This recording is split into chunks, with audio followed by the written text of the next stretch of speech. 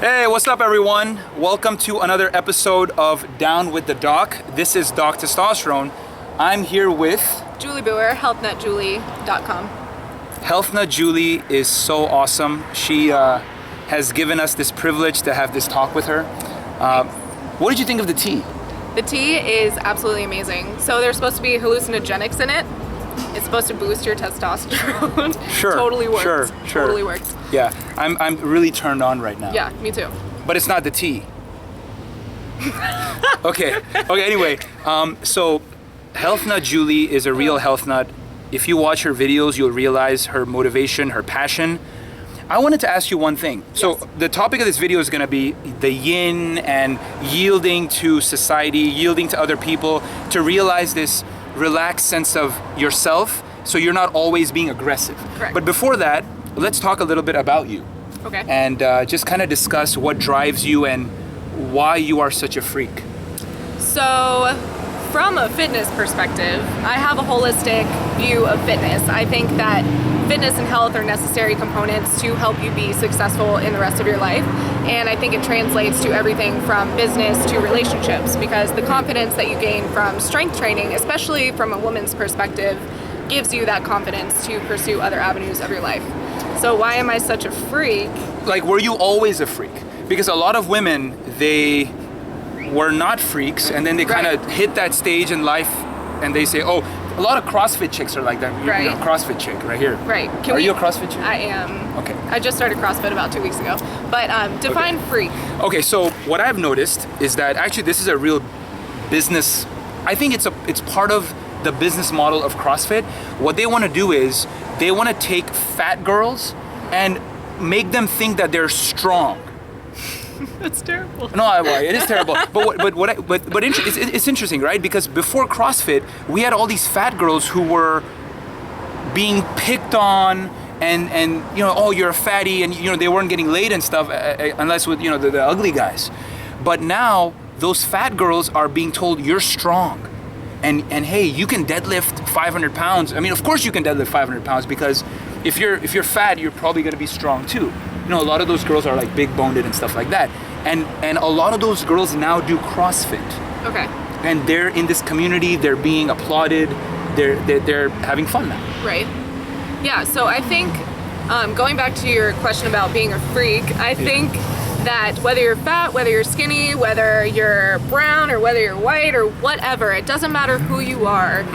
Physically, your confidence and your sexiness and your freakiness, whatever that means to you, comes from the inside. So if you are overweight, like you said, and you go and do CrossFit because it makes you feel empowered and like a badass bitch who just wants to lift weights and do strong shit, do it, because that's what's awesome, and that's where the confidence comes from. So if anything, I think CrossFit has allowed those women who didn't have confidence in themselves before find their freak, their inner freak, and their inner sense of confidence, and become the strongest version of themselves outside and inside.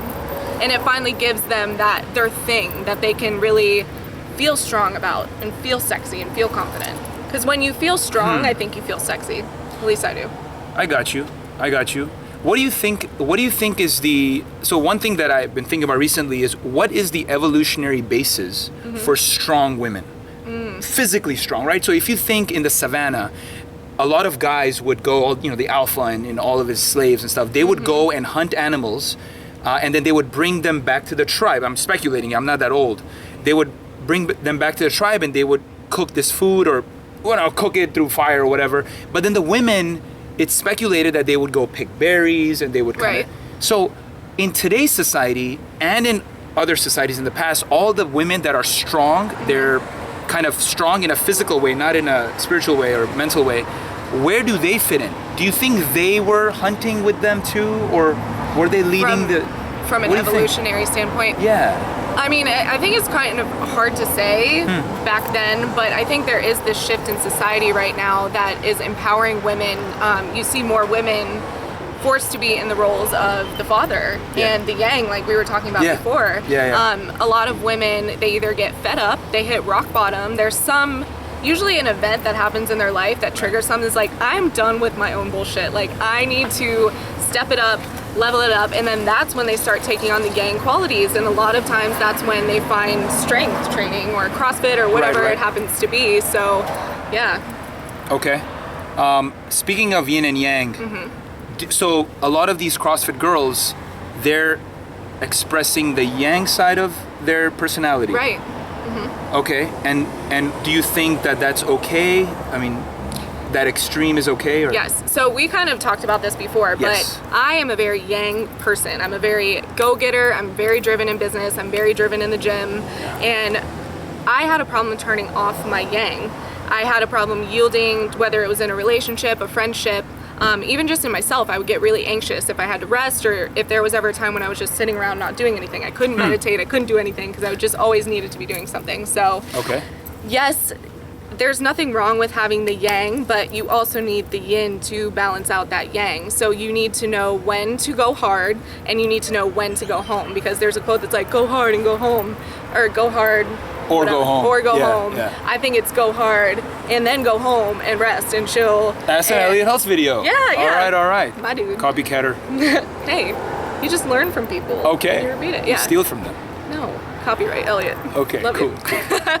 But yeah, so I think you definitely need both sides of the spectrum, and that's where you find the balance. Okay, another thing we talked about is a lot of our viewers would actually love this topic is women who are yang, like you. Elliot actually told me this too. He said that if you are yang, then you should be in a relationship with someone who's yin. And it doesn't matter men or women, right? Right. It can go both ways.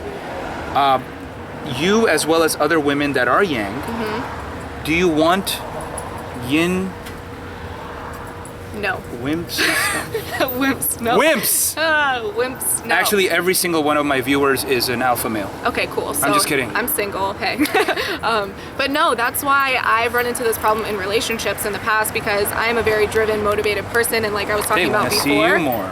Like I was talking about before, I didn't have the opportunity, or I didn't have the know-how to turn off my yang and transition into the yin. So there were definitely times where I was the one that was leading the relationship instead of knowing when to be submissive. And I mean, I've always been loving and nurturing, so I don't think that just to say you're yang doesn't mean that you don't love people to the fullest, but you have to learn when to yield and when to step back. So to answer your question, your yang needs a yin. So if I'm being yang, I'm going to attract a yin, which that is why I'm single, because I've been getting the yin. Okay, but now, Like- now one thing you're doing is trying to Yes. welcome the other side. I'm trying to cultivate my yin, so now I'm attracting more yang, which I like, and that's what I want in a man, an alpha male. And if if a, one of, actually 30% of my viewers are females, which Hey. surprised me.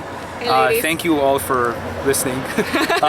So a lot of them might want to know if they're also yang, if they want to increase testosterone, which is Mm-hmm. Yeah. also very good for women, by the way. I'm going to make a video about this Yeah. once I get all the current research in.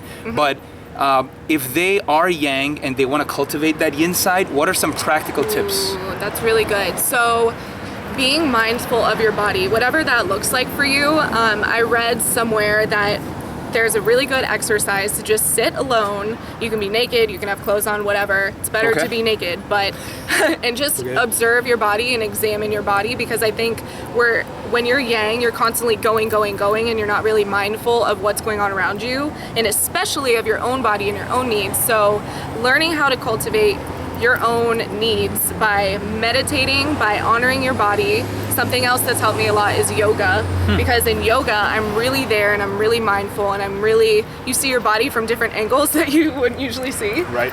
Physically, but then mentally when you're laying in savasana in the end, and everything is just there and you just feel present and in the moment. So my biggest piece of advice would be live in the now, live in the moment, and be mindful of who you are, how you feel, and try to cultivate the happy feelings, not so much about doing, but about feeling love, feeling happiness, feeling fear, like even negative emotions, feeling fear, and just sitting with those emotions instead of trying to run away from them. Okay. Do you think one part of this is being vulnerable? Yes, that is my problem. Yeah. Okay. Now, it's hard to be conscious of these things because we go about during our day. A lot of Yeah. women might be the CEO of their company. Right. And all the employees are looking up to that woman because Absolutely. she is yang. Absolutely. So would she have to do it secretly? I mean, because that could ruin a lot of value. I mean, imagine Hillary Clinton starts being yin. Right. She's like, hey guys, I just love everybody. I think there's a balance. So this is something that I struggled with because I am a personal trainer, I'm an online coach, and I never wanted to let anybody see me sweat. Like, I was preaching to the choir. I'm like, yo, you guys need balance, you need this, you need that. And so that was my yang, that was my yang, that was my yang. But I lost myself in that because I was preaching so much about doing these things, but learning how to do them myself was tough. So I think there's a fine line between, I mean, in a situation like that, like, yeah, obviously if you're a CEO of a company, you don't want to go in and show everybody that you're crying and having a bad day. So those kind of things do in private. But I think the yin side of that would be openly sharing your feelings, saying, wow, you did a really great job, and just like being very encouraging and supporting and motivating of the other people around you and of yourself, and singing praises of other people's accomplishments. Got it. Yeah, because that's yin, that's feeling. Yeah, you know, one thing that I really like about Julie is that she cares. I read your mandate on your healthnutjulie.com, and one of the things she says is the thing that differentiates her from all the other trainers is that she cares. Right. It's in bold, I care. I care. Right? And she genuinely cares. And I want to know, is that something, I mean, is that like a sense of yielding too? Like you caring? Because a lot of people, they just want to make money. They don't really care. How do you start caring for someone? For someone, like, do you? So for example, you also give back, right? So you probably do charity stuff and you help out the community. Yes. What if somebody went to like a food drive or went to help the homeless or helped elderly people at a hospital? Would that train themselves to be more emotional and kind of see people who are so below them, financially and stuff? Right. I think caring starts with the people. It starts with you. First of all, you have to care about yourself, and we talked about this. You have to be full in order to give to others. Yeah. So from caring from yourself, start to care for the people around you before you go and serve a bunch of other people. It's kind of like in America. Okay, we have so much going on in America that's wrong, but we choose to help everybody else. It's the same thing. If your own personal relationships and the people closest to you aren't happy because of you or something that you're doing or you're not doing, work on those relationships first and care for those people. And the only way you can do that is by caring for yourself.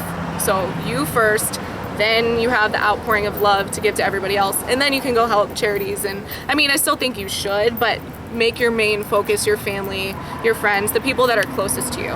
Got it. Now, another thing that it's very unique about her is that she loves her friends and family death. I do. Right? In a very genuine way. Yeah. A lot of our viewers are not in America, right? Okay. I have a lot of Indian viewers and a lot of Australian and stuff. So a lot of them are not in this culture, the culture we're growing up in here. If they are always with their family and friends, they might not get the experiences that we have.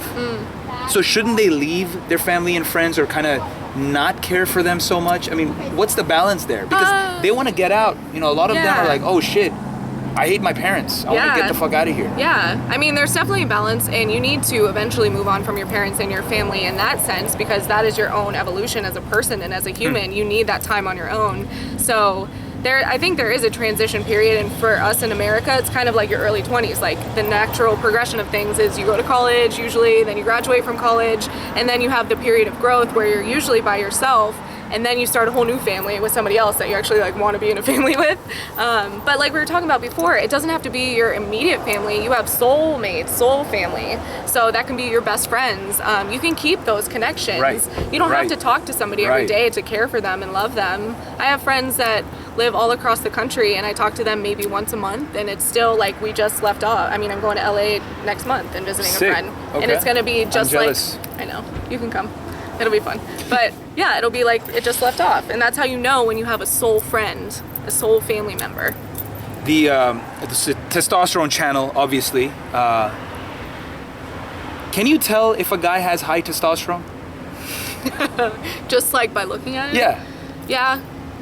I mean, well, as a trainer, you can kind of see when a guy is like glowing, or he has glowing skin, or he just feels confident and appears confident. that is usually a sign of high testosterone. Also, I think it's like man boobs. If you have man boobs, you have low testosterone, high estrogen. Oh, damn, look at you. Well, yeah. Thanks for watching my videos. You're welcome, you're welcome. Somebody does, at least. So, I mean, if a guy has man boobs, obviously he doesn't have like high testosterone probably. Physical, those are just physical indicators, but you can tell by talking to a guy, he has a kind of alpha male sense about him when he has high testosterone. Definitely. Would you agree? Yeah. Because I'm thinking of guys who probably have low testosterone. I can think of some. They're very shy, timid, like meek people. And I'm not saying there's correlation, so just because you're shy, you have low testosterone. Like, that's not what I'm saying at all. But I don't know. You tell me. You're the expert here. I don't know. So if guys are watching that do have low testosterone and they're sure that they do, how important is it for them to get that higher? Well, Because for example, if I'm not saying that guys who are totally yin have low testosterone, but there is a correlation. Right. So a lot of them are okay because they might be interested in women that are more yang. So is there any benefit to that? To increase it anyway? Yeah. I mean, like we talked about before, most gender roles, women want an alpha male in most cases, 99% of the time. If you're a rare case where you are dating an alpha female and you're okay with being not the dominant one in the relationship, then oh yeah, we got a real light. Yes. Thank you. We're in Hollywood now. Yes. Then it's fine. I guess it's just what you're into, you know? But I think everybody should try to increase their testosterone because, don't get me wrong, like, you still are probably having sex with the person, the woman. Yeah, that's true. So you kind of want to have high testosterone, I would assume. I don't know. You tell me. I don't know. I'm like putting you on the spot here. I'm like, yes. I'm having her do my homework. Yes, yeah. No, great. That's amazing because I love the talk about yin because a lot of guys, they're all about lifting, getting that PR in their deadlift, but they don't stretch. They don't do yoga. They don't breathe. Like a lot of my recent videos, the one with Frank Yang, the one with Sir Symmetry, these are all about breathing and how you have to master both sides. Right, absolutely. And from a female's perspective, if guys are watching this, something that I look for personally, and I know a lot of my friends, which we're all like normal girls, we're not like psycho, because a lot of drama filled, whatever. Anyways, is a beard. Yeah. No, not a beard. Which I have a theory about beards. I'm going to ask you in a shit, second. awesome. But we want a balance. So we want the guy who's deadlifting a lot of weight, but we also want the guy who isn't scared to go to yoga with us, or he's too macho to go to yoga. So there's definitely the balance, like taking the ego out of the picture and being able to love and nurture me. That is so important to me. Cool. Not like have a super fine ego. But here's my beard theory, okay? So my friend and I have this theory that when guys have beards, they're usually going through a period in their life that they're hiding something. Is this true? Hell no. It's the opposite. You know what's funny? My entire family, nobody has a beard. Okay. Right? And one time, one of my mom's aunts, she had never seen me with a beard, right? So she sees me with the beard for the first time, and she looks at me and she goes, she said it in Hindi and stuff, but the English translation is, why do you have a beard? You're such a nice boy. Right? And then a lot of girls that I used to know, when I didn't have a beard, now I have a beard, they love me because I have a beard. I mean, they still love me without the beard, but like they love my new look because of the beard. And I have a theory. What? I feel, this is from my own experience, girls who want guys for a real relationship, like a girlfriend-boyfriend thing, might like the clean shave more. And girls who are more about, let's just have fun kind of thing, they would like guys with beards. Yes. That's my philosophy. I like scruff. Like not too long, not like a beard that you can braid. Like braid. So if Osama bin Laden's watching this, or any of Al-Qaeda, I'm not down for that. Take notes. Yeah, take notes. Shave it a little bit. I like a little bit of scruff, because I like manly men. Like, I don't like guys that are completely clean shaven and like, I feel like I'm dating myself. Why? No offense. That's just personal preference. What if they can't grow a beard? What if they're Chinese? No, I'm just saying, like, I like chest hair. I don't know. Okay. There's something. That's On that note about chest hair and how much you like chest hair, we will end. Well, that's terrible. Any last words? That was not my last thing. Well, I love you guys, and this guy's awesome. thank you. How much Yeah. did I pay you to say that? Oh no. I don't But- have that much money. Yeah, At all. he's a great guy to learn from, so keep watching his videos and he's gonna do big things. So Thank if you, you guys are thank with you. him from the beginning, it's gonna be like started from the bottom, now I'm here. Damn. A Start lot of this from the shit's bottom. free right now. Then you gotta pay Yes. millions of dollars. Then you gotta buy his programs. Yes. Thank you for watching. To our first name Julie on YouTube, and how do they reach you on Instagram? Same thing. At Health Nut Julie. Health Nut Julie. Yes. And so give her your questions, girl questions, yin Yeah. questions, how to change personality if you want to become more balanced. Right. Embrace different parts of life. Yeah. Change your fitness vibe. You know, Yes. become fit. If you're fat, become skinny. You do yoga and, I do. and classes in Yes, Orlando. I Tell do. them about that too. Oh yeah, so I teach boot camp classes in Orlando, I teach yoga, I do online coaching, and I do in-person training. So I do all the things, come see me. I have my schedule on my website. She is awesome. You guys should all come. And you will become more awesome when you meet her and take her class. Yes, come meet me. And live a big life, people. Don't settle for mediocrity. Don't settle for anything less than you deserve. Strive for balance, live a big life. That's what I want to Damn! have. Yes! Damn! That's so much better than the beard thing. I don't like that. All right.